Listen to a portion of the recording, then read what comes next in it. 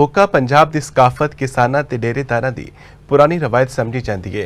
अलीपुर चट्टा ते गिरदनवा दे नवा विच जरूरत के मुताबिक तंबाकू की काश्त जारी है। काश्तकारां दा कहना है कि हुक्का पीण दे रवायत को बरकरार रखने लई मकामी सतह ते तंबाकू उगाया जाता है। अलीपुर चट्टा तो दस्सणगे नवीद अहमद भट्ट। जी बिल्कुल, पंजाब की सकाफत च एक सकाफत है हुक्का। हुक्का जिहड़ा है ये जट जिमीदार किसान जिहड़े ने अपने डेरियां ते इनू रखना अपना फखर ते मान समझते हैं ते पंजाब की सकाफत भी समझते हैं। मेरे नाल काश्तकार मौजूद है, उहदे नाल गल करने आ। जी सर, इन्नियां मुख्तलिफ कैटागरियां ने। सिगरट च बीड़ी वगैरह च भी इस्तेमाल हुंदा है ते इस नूं हुकूमत नूं बड़ा फायदा है इसदा। असीं इहनूं सेल करने आ, उहनां नूं अर्निंग हुंदी है, उहनां नूं फायदा है। दोस्त वगैरह नूं भी देईदा जिहड़े हुक्के वगैरह पींदे ने।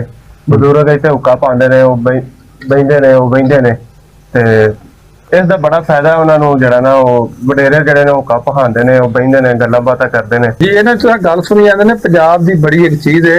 और तंबाकू जिहड़ा है इहदी मैं एक भी कैटागरी दसदा जिहदा जिस जट दा सब तो कौड़ा तंबाकू हुंदा है या जिस काश्तकार दा सब तो कौड़ा तंबाकू हुंदा है ਉਹਦੇ ਤੇ ਬੜਾ ਫਖਰ ਵੀ ਕੀਤਾ ਤੇ ਉਹ ਜੱਟ ਦੇ ਕਾਸ਼ਤਕਾਰ ਜਿਹੜਾ ਬੜੇ ਫਖਰ ਦੇ ਨਾਲ ਲੋਕਾਂ ਨੂੰ ਤੋਹਫੇ ਵੀ ਦੇਈਦਾ ਤੇ ਉਹਦੀ ਮਸ਼ਹੂਰੀ ਹੁੰਦੀ ਹੈ। ਔਰ ਇਸ ਜਿਹੜੇ ਦੇ ਮਹਿੰਗੇ ਤੋਂ ਮਹਿੰਗੇ ਦਾਮ ਲਾ ਕੇ ਤੇ ਮਾਰਕੀਟ 'ਚ ਵਿਕਦਾ ਵੀ ਹੈ। ਔਰ ਉਸ ਤੋਂ ਬਾਅਦ ਹਕੂਮਤ ਪਾਕਿਸਤਾਨ ਇਹਦੀ ਮੁxtਲਿਫ ਕੈਟੇਗਰੀ ਦੇ ਵਿੱਚ ਟੈਕਸ ਵਸੂਲ ਕਰਕੇ ਮੈਸ਼ਤ ਨੂੰ ਮਜ਼ਬੂਤ ਵੀ ਕਰਦੀ ਹੈ। ਜੀ जी नवीद भट्ट, बहुत शुक्रिया अपडेट करने लई।